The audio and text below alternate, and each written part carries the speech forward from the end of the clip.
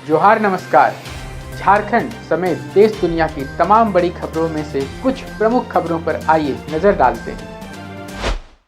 जोहार दर्शकों, स्वागत है आपका आज के ताज़ा समाचार बुलेटिन में। हम आपके लिए लेकर आए हैं झारखंड और देश दुनिया की 30 बड़ी खबरें। तो चलिए बिना देर किए शुरू करते हैं। सबसे पहले बात झारखंड की। राज्यपाल श्री संतोष कुमार गंगवार ने रांची स्थित मुख्यमंत्री आवास पर मुख्यमंत्री श्री हेमंत सोरेन से सौजन्य मुलाकात की। इस दौरान राज्यपाल ने अपने पुत्र के विवाह के बाद आयोजित आशीर्वाद समारोह में शामिल होने के लिए मुख्यमंत्री और उनके परिवार को आमंत्रित किया। मुख्यमंत्री ने यह आमंत्रण सहर्ष स्वीकार करते हुए राज्यपाल को हार्दिक बधाई और शुभकामनाएं दी। छठ पूजा का 4 दिवसीय महापर्व उषा अर्घ्य सुबह का अर्घ्य देने के साथ संपन्न हुआ। प्रधानमंत्री नरेंद्र मोदी सहित कई राजनेताओं ने लोगों को शुभकामनाएं दी और इस आस्था के पर्व की सराहना की। रांची में जिला प्रशासन ने पर्व को सुरक्षित और व्यवस्थित बनाने के लिए घाटों पर सुरक्षा, चिकित्सा, स्वच्छता और यातायात की व्यापक व्यवस्था की। उपायुक्त मंजूनाथ भजंत्री ने स्वयं अर्घ्य दिया और जिलेवासियों की भलाई की कामना की। प्रशासन ने छठ समितियों, केंद्रीय शांति समिति और आम नागरिकों के सहयोग के लिए आभार जताया। पूरा पर्व शांतिपूर्ण और भक्तिमय वातावरण में संपन्न हुआ। चक्रवर्ती तूफान मोंथा ने झारखंड में दी दस्तक। राजधानी रांची, जमशेदपुर समेत कई जिलों में हुई जोरदार बारिश। झारखंड के कई जिलों में अगले कुछ घंटों में गर्जन और आसमानी बिजली गिरने की आशंका है, जिसके मद्देनजर एक तात्कालिक अलर्ट जारी किया गया है। लोगों से सलाह दी गई है कि वे सुरक्षित स्थानों पर रहें, पेड़ों और बिजली के खंभों से दूर रहें और मौसम सामान्य होने का इंतजार करें। झारखंड कर्मचारी चयन आयोग JSSC-CGL की परीक्षा के कथित पेपर लीक मामले में CID ने वित्त विभाग के प्रशाखा पदाधिकारी संतोष मस्ताना को गिरफ्तार किया है। यह इस धोखाधड़ी रैकेट में एक और बड़ी गिरफ्तारी है, जिसमें पहले से ही कई पुलिसकर्मी और अन्य आरोपी शामिल हैं और जिसके कारण उच्च न्यायालय ने परीक्षा परिणाम पर रोक लगा रखी है। झारखंड के चाईबासा जिले में पुलिस द्वारा प्रदर्शनकारियों पर किए गए लाठीचार्ज की विपक्ष के प्रमुख नेताओं ने कड़ी निंदा की है। उन्होंने इस घटना को आदिवासी विरोधी बताते हुए न्यायिक जांच और दोषी अधिकारियों के खिलाफ कार्रवाई की मांग की। चाईबासा के तांबो चौक में प्रदर्शनकारियों और पुलिस के बीच हुई हिंसक झड़प के बाद पूर्व मुख्यमंत्री चंपाई सोरेन ने कोल्हान बंद का आह्वान किया है। उन्होंने प्रशासन पर जनता की मांगों को अनसुना करने और हिंसा भड़काने का आरोप लगाते हुए दोषी अधिकारियों के खिलाफ कार्रवाई तक आंदोलन जारी रखने की घोषणा की है। केंद्र सरकार ने PPP मॉडल पर झारखंड के खूंटी, जामताड़ा, धनबाद और गिरिडीह जिलों में 4 नए मेडिकल कॉलेज खोलने की मंजूरी दी है। इस परियोजना से राज्य में चिकित्सा शिक्षा का विस्तार होगा, स्वास्थ्य सेवाओं की गुणवत्ता सुधरेगी और स्थानीय युवाओं के लिए रोजगार के नए अवसर सृजित होंगे। हजारीबाग के भाजपा विधायक प्रदीप प्रसाद पर झारखंड के वन भूमि घोटाले में आरोप लगे हैं, जहां वह एक संदिग्ध जमीन लेन देन के गवाह बताए जा रहे हैं। इस मामले में पहले ही कई लोग गिरफ्तार किए जा चुके हैं और अब विधायक के शामिल होने से मामला और भी राजनीतिक रूप से चर्चा में आ गया है।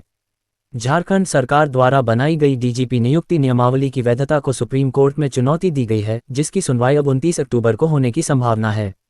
पूर्व मुख्यमंत्री बाबूलाल मरांडी द्वारा दायर याचिका को सुप्रीम कोर्ट ने राजनीतिक रूप से प्रेरित मानते हुए रद्द कर दिया था और मामले को हाईकोर्ट से स्वयं स्थानांतरित कर लिया था।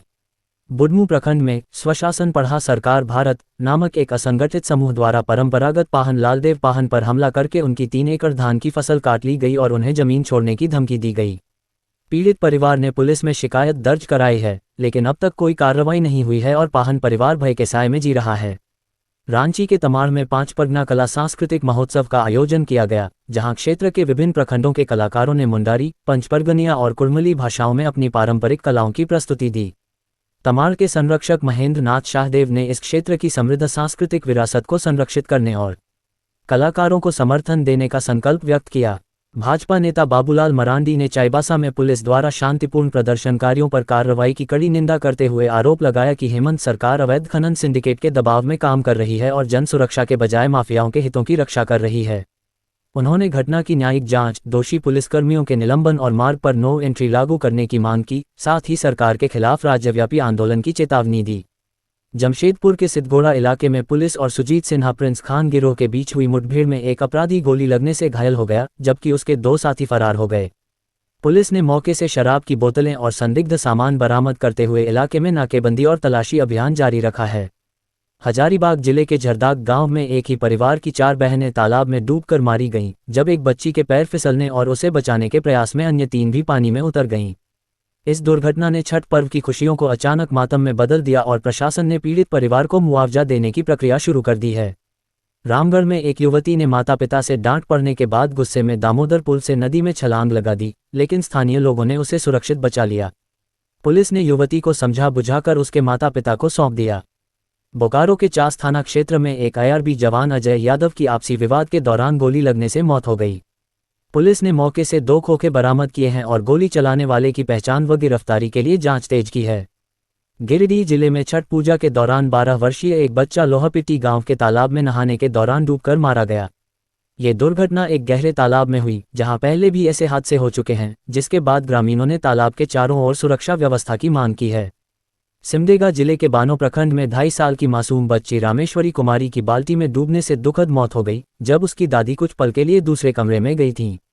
ये घटना उसी क्षेत्र में 24 घंटे के भीतर डूबने से हुई 3 अन्य बच्चियों की मौत के बाद आई है, जिसने पूरे जिले को सदमे में डाल दिया है और बच्चों की सुरक्षा के प्रति जागरूकता की तत्काल आवश्यकता को रेखांकित किया है। अब देखिए राष्ट्रीय सुर्खियां। IRCTC ने हॉस्पिटैलिटी मॉनिटर के 64 पदों के लिए आवेदन आमंत्रित किए हैं, जिसके लिए होटल प्रबंधन या संबंधित क्षेत्र में स्नातक डिग्री और 2 वर्ष का अनुभव आवश्यक है। चयन प्रक्रिया में नवंबर 2025 में विभिन्न शहरों में आयोजित होने वाले वॉक इन इंटरव्यू शामिल हैं और चयनित उम्मीदवारों को 30,000 रुपये प्रति माह का वेतन मिलेगा। अमेरिकी राष्ट्रपति डोनाल्ड ट्रंप एशिया दौरे के तहत जापान पहुंचे, जहां वह नई प्रधानमंत्री साने ताकाइची से मुलाकात करेंगे। ये दौरा द्विपक्षीय रिश्तों को मजबूत करने और इंडो पैसिफिक क्षेत्र में स्थिरता पर केंद्रित है। सुप्रीम कोर्ट ने मुख्य न्यायाधीश की ओर जूता उछालने के आरोपी वकील राकेश किशोर के खिलाफ अवमानना का नोटिस जारी करने से इनकार कर दिया है, ये कहते हुए कि अवमानना की कार्रवाई का अधिकार सीधे CJI के पास है, जिन्होंने कोई कार्रवाई नहीं करने का विकल्प चुना। हालांकि कोर्ट ने भविष्य में ऐसी घटनाओं को रोकने के लिए दिशानिर्देश जारी करने की प्रक्रिया शुरू की है और इसमें सुझाव मांगे हैं।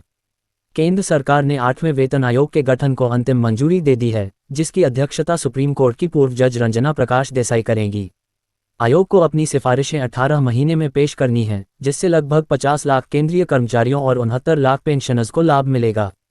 चुनाव आयोग ने 12 राज्यों और केंद्र शासित प्रदेशों में विशेष इंटेंसिव रिवीजन सर्च के दूसरे चरण की शुरुआत की घोषणा की है, जिसमें बूथ स्तर के अधिकारी प्रत्येक घर का 3 बार दौरा करेंगे ताकि मतदाता सूची को अद्यतन और शुद्ध किया जा सके।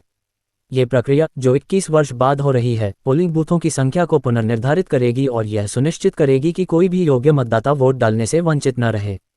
बिहार विधानसभा चुनाव 2025 में लालू प्रसाद यादव के बेटे तेज प्रताप यादव ने अपनी अलग पार्टी जनशक्ति जनता दल बनाकर महुआ सीट से चुनाव लड़ रहे हैं।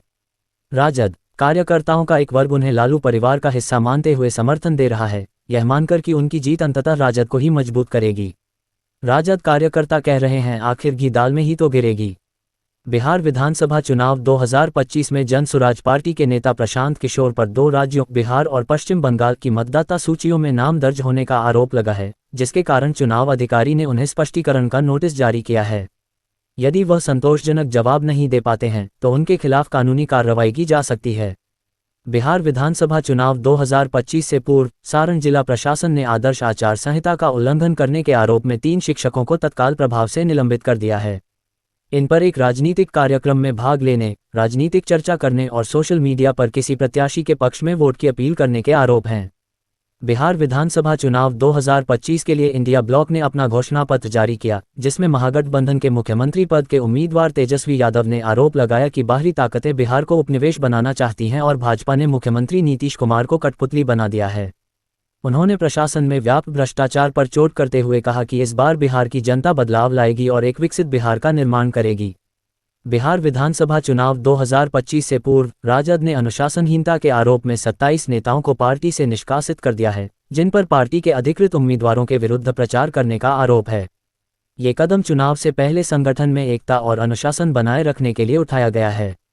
भारतीय शेयर बाजार मामूली बढ़त के साथ खुलने के बाद गिरावट के रुख में आ गए, क्योंकि निवेशकों ने वैश्विक बाजारों से मिल रहे मिश्रित संकेतों और इस सप्ताह होने वाली महत्वपूर्ण आर्थिक घटनाओं के मद्देनजर सतर्क रुख अपनाया। निफ्टी और बैंक निफ्टी की मासिक एक्सपायरी ने भी बाजार में अस्थिरता बढ़ा दी है। ये थीं आज की 30 बड़ी खबरें। अगर आप ऐसे ही अपडेट्स पाना चाहते हैं तो हमारे YouTube चैनल को सब्सक्राइब करें, Facebook पेज को लाइक करें और इस वीडियो को शेयर जरूर करें। फिर मिलेंगे अगले बुलेटिन में, तब तक के लिए जोहार और नमस्ते।